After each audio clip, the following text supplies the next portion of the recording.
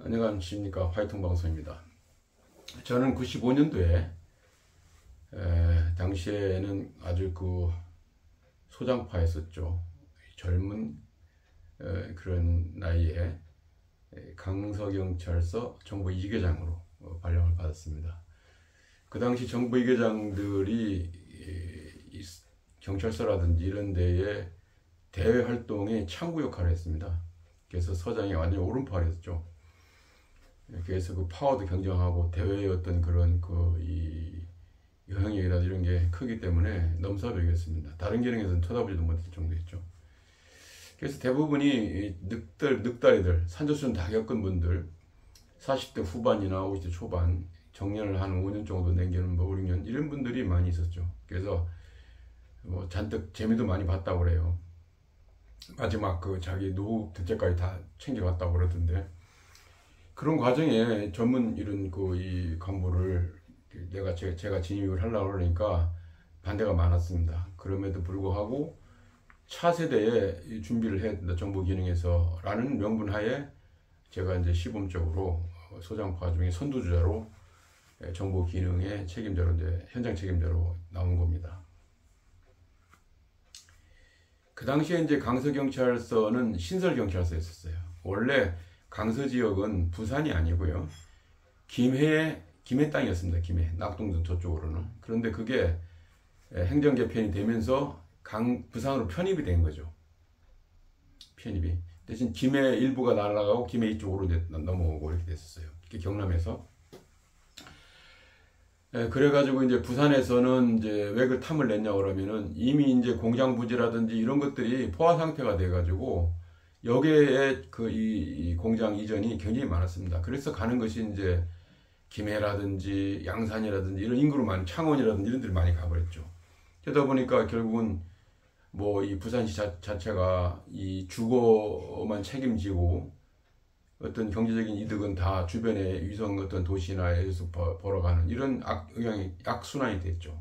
그래서 이제 이것을 타파하기 위해서 서부산권 발전 축을 두 개를 뒀는데, 서부산권인 강서를 중심으로 해서 공장이라든지 이런 대규모 대기업을 이런 걸 유치를 해서 어떤 부산의 성장 축으로 만들겠다, 산업 축으로 만들겠다, 이런 구상을 해서 거기 발전을 많이 시켰습니다. 반면에 이제 동부산 쪽에는 관광단지를 개발하겠다고 그래서 지금은 이제 거기에 보면은 뭐 여러 가지 이 호텔들 들어오고 그랬지 않습니까? 기장 쪽에. 그게 그 일환으로 된 겁니다. 그러다 보니까 이제 강서가 뭐 엄청난 개발의 어떤 그런 각축장이 되어버렸습니다. 그래서 이제 당시에는 뭐가 있었냐면은 그 삼성 우리 이 회장님이 이건희 회장님이 그 수건 사업이었던 이 자동차가 삼성 자동차가 거기에 이제 자동차 공장을 이제 건립하기 위해서 그 이 지방 산업단지를 조성하는데, 그 안에 이제 삼성 자동차가 거진 다 중심 차지하게 되죠. 그다음 그 옆에는 이제 부품이라든가 이런 게 다 들어와야 되니까.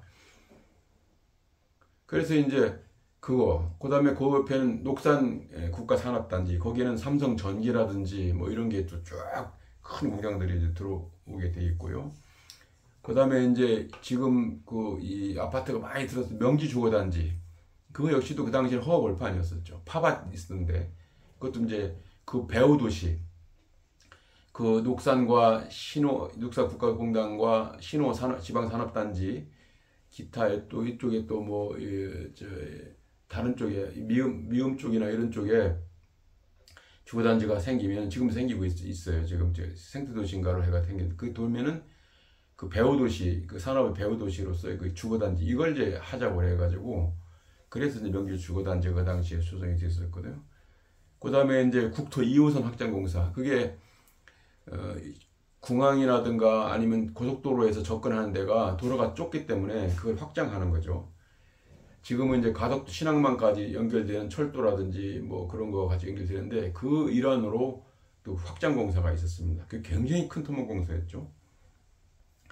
그 다음에 이제 녹산에 보면은 부산시 쓰레기 매립장이 그쪽에 유치가 됐습니다. 그때는 외곽 지역이고 하니까 거기다 갖다 이제 뭐 적지다 그래서 거기는 쓰레기를 갖다 버리는데 매립장을 조성하는 그런 거 있었는데, 그 매립장을 그 쓰레기 뭐 자기 고향이 완전히 쓰레기로 다 묻혀가 없어지고 하니까 뭐 전체 녹산 지역이 일어나 가지고 엄청난 큰 규모의 그 이 집회가 있었던 겁니다. 거기서 5명이 6명이 구속이 됐어요. 그것 때문에, 방화 사건 때문에.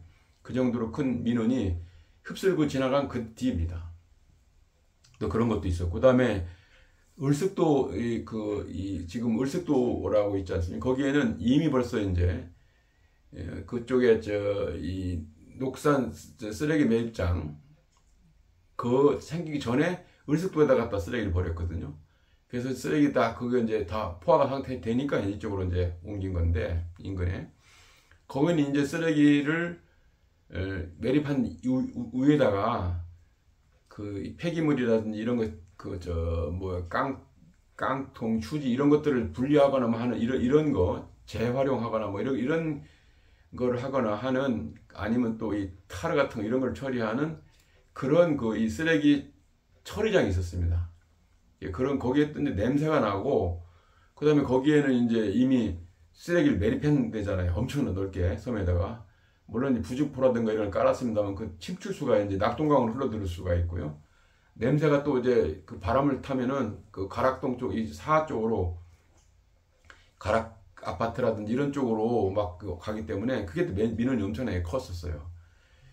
그 다음에 이제 신호라든지 이 명기 여기 이쪽의 사람들은 어민들이 굉장히 많았습니다. 바닷가니까.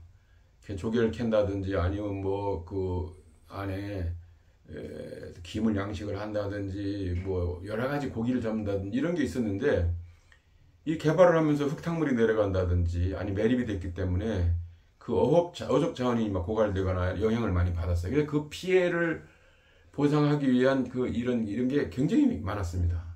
그것도 광범위하게 그 마을 몇 개의 마을이 다 연합해서 집회를 하거나 이렇게 했기 때문에 굉장히 많이 어려웠죠. 그래서 결국은 이 강서구청 같은 경우는 상시에 막 점거를 당하고 구청장실 쫓아가서 막 이 문제 해결하라. 어쨌든 행정기관이 거기니까요.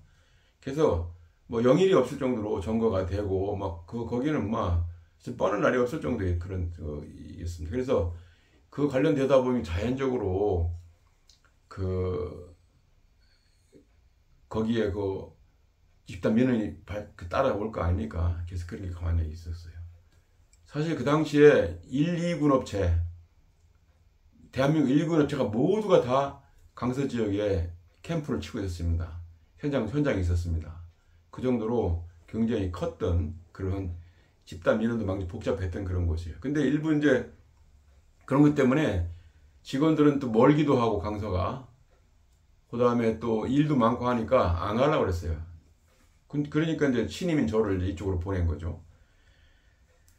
그래서 이제 있었는데, 그렇게 어려움이 있었는데, 특히 이제 삼성 자동차가 공장이 건립된 신호 지역이 가장 극렬하게 그 집단 시위가 있었습니다. 왜 그러냐면은 이 사람들이 이제 살고 있는 그 지역 자체를 이미 매립을 하고 그것도 다 뜯어야 된단 말이에요. 그러니까 자기의 뭐 대대로 살던 그 고향 자체가 없어져 버리는 거잖아요. 우리가 숨을 대는 것처럼 없어져 버리잖아요. 그러니까 거기에 대한 섭섭함도 있을 뿐 아니라, 그 다음에 그 사람들이 이제 주로 어민들이었단 말이에요. 그러니까 어족 피해가 또 많았어요. 아까 같이 이런 저기에 토사라든지 이런 것 때문에 영향을 많이 받아가지고, 명지도 마찬가지 아니겠습니까? 그러니까 이제 자기 생존권 문제죠. 그 다음에 그게 이주택지를 또 만들어서 이제 집을 지어줘야 되는데 거기에 대한 조건을 또 유리하기 위해서도 적극적으로 할 수밖에 없어요. 그래서 가장 이 집단 시위가 컸던 것이 신호 명지 지역의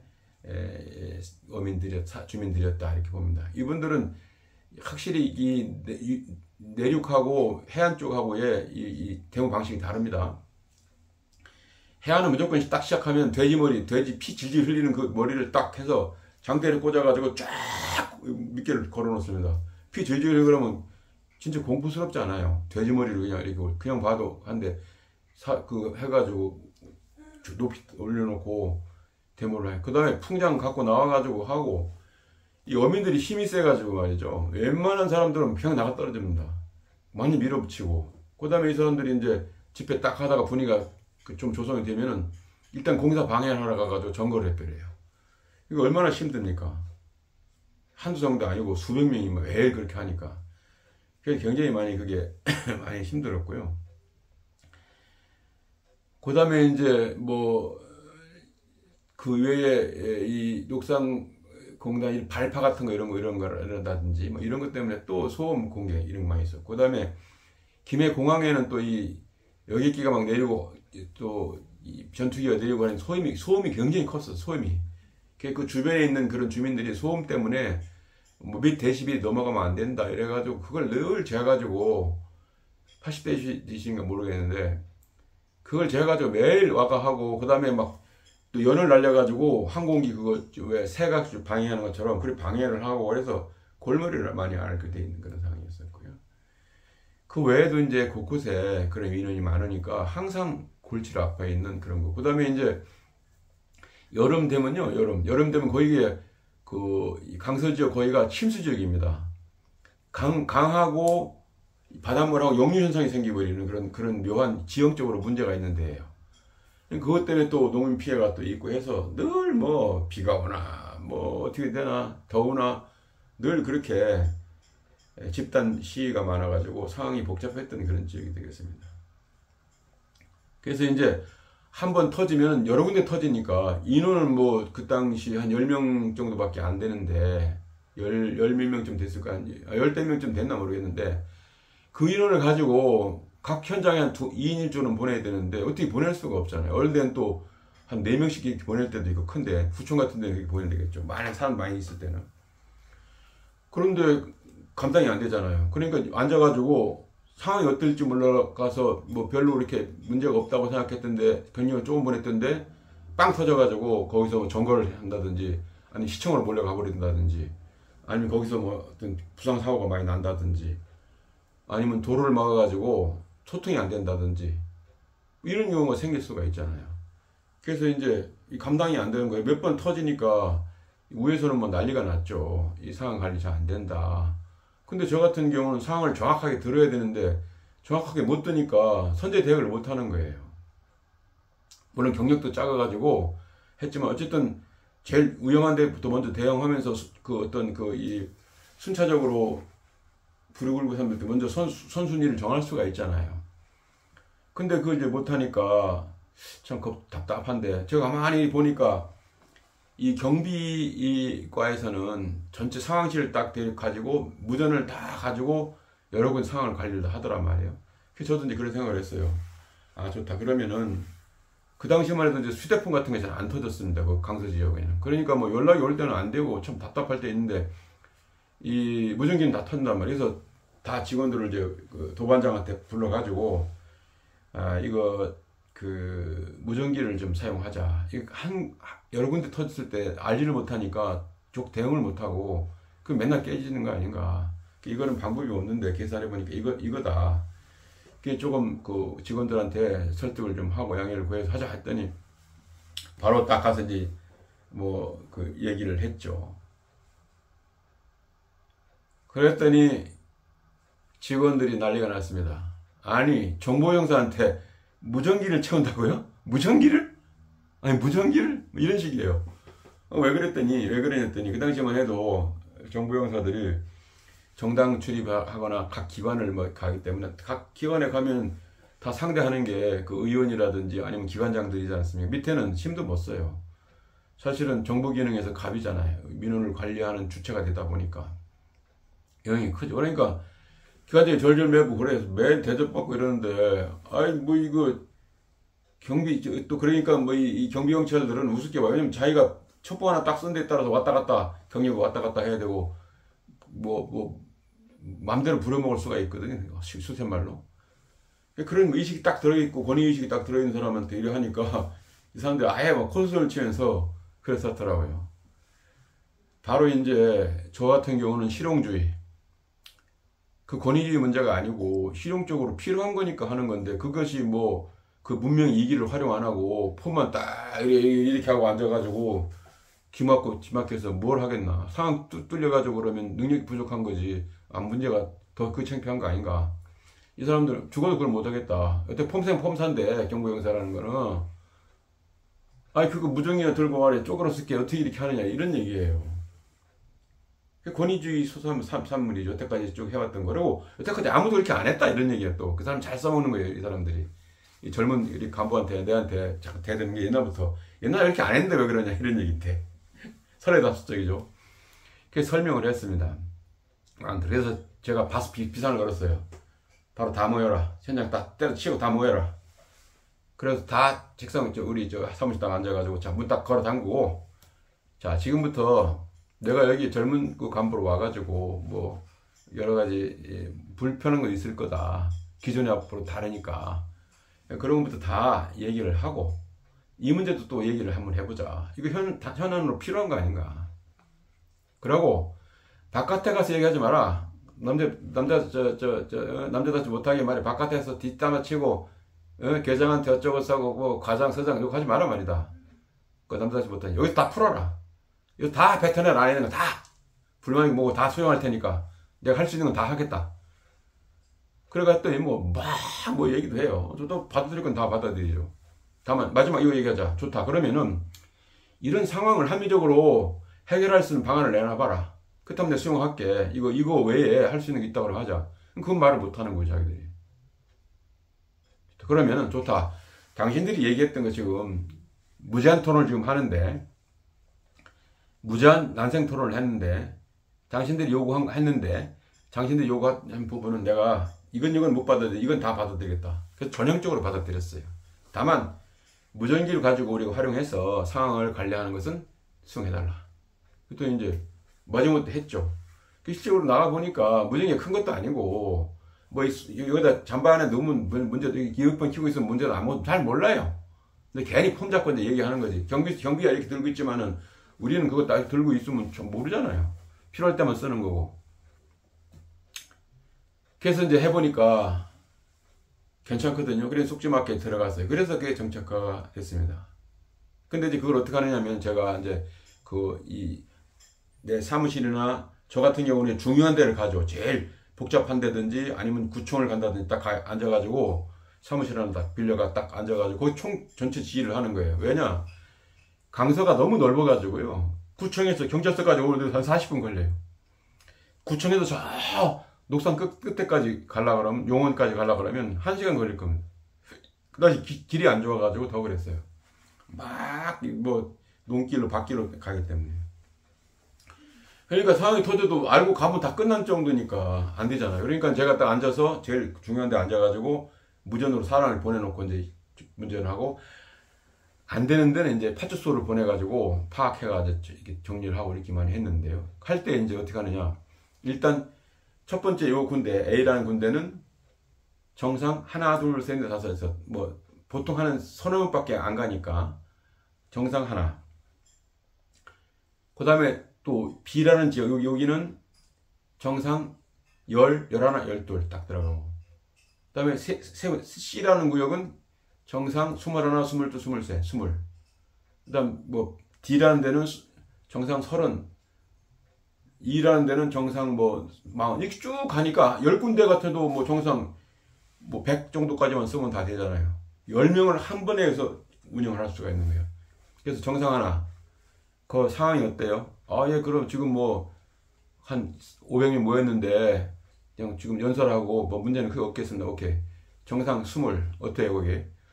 지금 밀고 나가려고 합니다. 몇 명이나 밀고 나가려고 그래요? 100명밖에 안 되는데, 자꾸 트랙터를 끌고 나오려고 그러면 이랬으면, 알았어요. 그럼 경력 빨리 붙여라. 그래가지고, 정보까지 무전 딱 하면은, 무전으로 다 하니까, 원래 과장들, 계장들 무전을 다 원래부터 하고 있었거든요.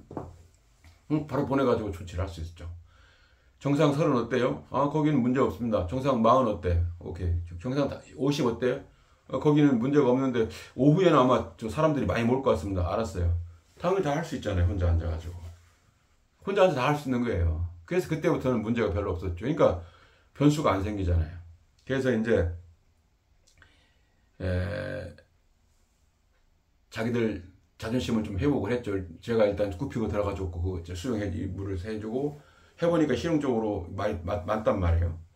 그래서 이제 수정을 됐는데, 또 하나 자기들이 주장하는 게 있어요. 뭐냐면은 원래 정보 기능은 기밀성을 요구합니다. 노심을 노출을 하면 안 돼요. 그냥 이거 앉아가. 그걸 이제 어디서 써먹냐면은 학원과 시국 이런 상황이나 이런 것들, 제야나 이런 거 운영할 때, 왜냐면 이 사람들이 신문 노출되면은 뭐 간첩이다 이런 식으로 해가지고 뿌락치처럼 해서 몰아가지고 사보타지를 하고 이렇게 많이 해요. 그래서 그럴 거면은 그런 위험이 있는 데는 신문 노출은 당연히 하면 안 되죠. 근데 강서 같은 경우는 그런 게 아니에요. 대부분 사람들이 마을 주민들이 다 알아요. 그 김영사 알고 다 아는데 뭘 숙인단 말이에요. 그게 무전한다고 뭐 문제가 있어요. 무전도 다 알아듣는 게 아니고 옆에서 다 하고 전화로 안 되는 거 하고 그러는 건데, 또 중요한 거 있으면 무전으로 전화가 있으면 전화보고를 하지 거기다가 대놓고 중요한 기밀사항을 얘기를 하지 않습니까? 그것 때문에 가능한 건데, 이제 그것 때문에 그래서 이제 최초로 전국에서 이 정보용사가 무전기를 활용한 사례가 저한테 부산 강서경찰서 문용호가 만드는 거죠. 그래서 이제 혁신을 어떻게 보면은 어떤 실용적인 혁신을 이제 한 겁니다.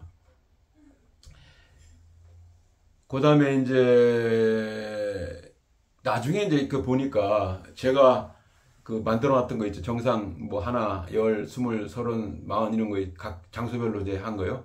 그게 아마 여태까지도 그게 이 표를 이렇게 만들어서 쓰는 것 같아요. 저 같은 경우는 표를 이렇게 만들고 누가 배치된 직원들 잘 모르니까 거기다 다 적어요. 딱 적어 갖고 다니면 그거만 딱 보고 부르면은 누구는 분명 알잖아요. 한 15명 되면 어디가 누가 배치인지 잘 모른단 말이에요.